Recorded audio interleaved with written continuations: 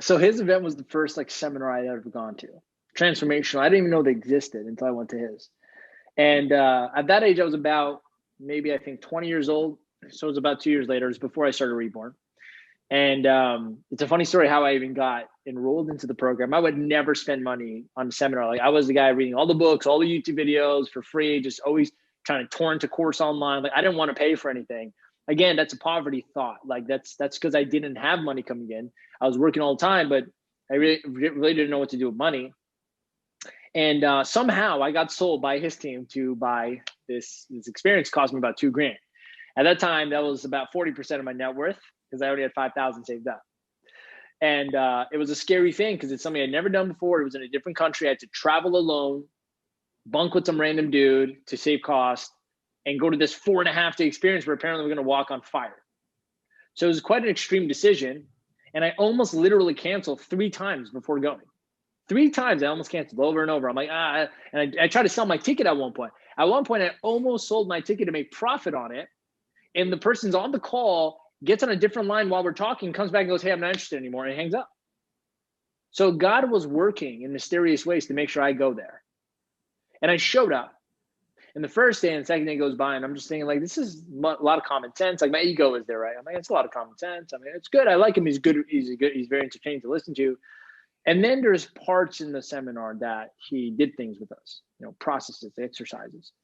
And those moments is what led me to my biggest breakthrough that really started my entire career in coaching.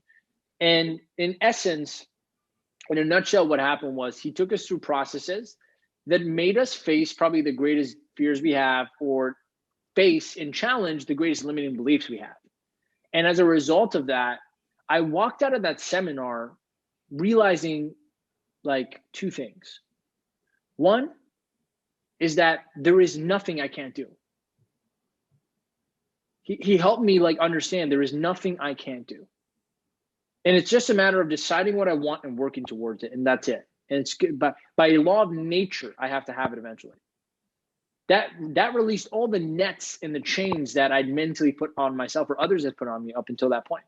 There are multiple excuses we make about what we can't do. I had excuses around I was too young. I was not qualified. Who was I to even help somebody else like this? Right? Or in relationships, I remember I had one where it was like, well, I'm so smart, it's hard to find a girl. It's literally one of my limiting beliefs. It's really hard to find a girl that connects with me because I'm so smart. I have such high standards. Some BS, man. And so he helped me reframe these beliefs.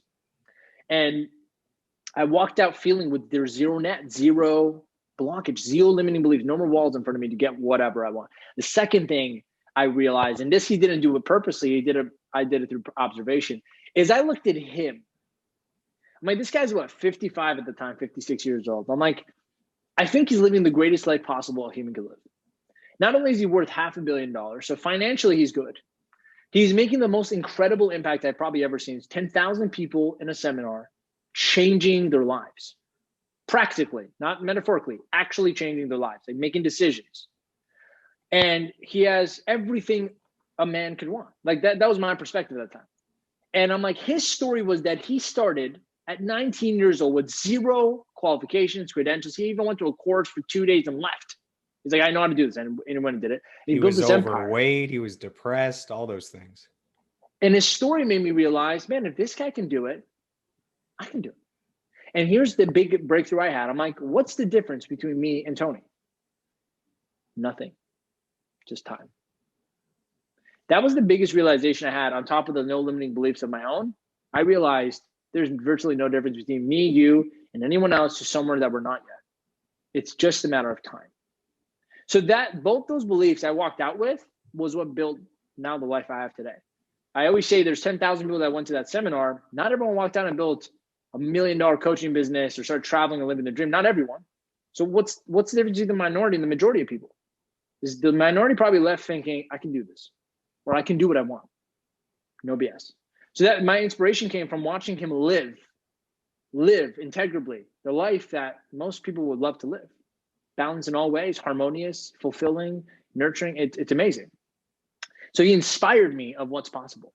And that's what started my journey. At the beginning, I even tried to model everything about him. I'd walk like him, talk like him, dress like him, eat like him, Jump sound on the like little him. trampoline and spin a few I still times. got the trampoline. It's back there, by the way. It's right there. It's on the ground. I don't know if you can see it. Nice. You know, and that was the beginning of my confidence. I had to borrow confidence from him. I had to borrow his certainty in this by being like him. And so my message is to people that are starting out, maybe don't know who they are or don't have confidence, is the fastest way to become confident is to borrow it. Find someone that is doing what you want and just model it. And borrowing that confidence, you infuse it in yourself. Eventually you gain your own momentum. Now your own confidence comes up and goes, oh, I have my own way of doing this. And that's how I originally turned into who I am today. What I love who I am. I don't want to be him anymore. I don't want to be anyone. I don't want to be me. But that was a process.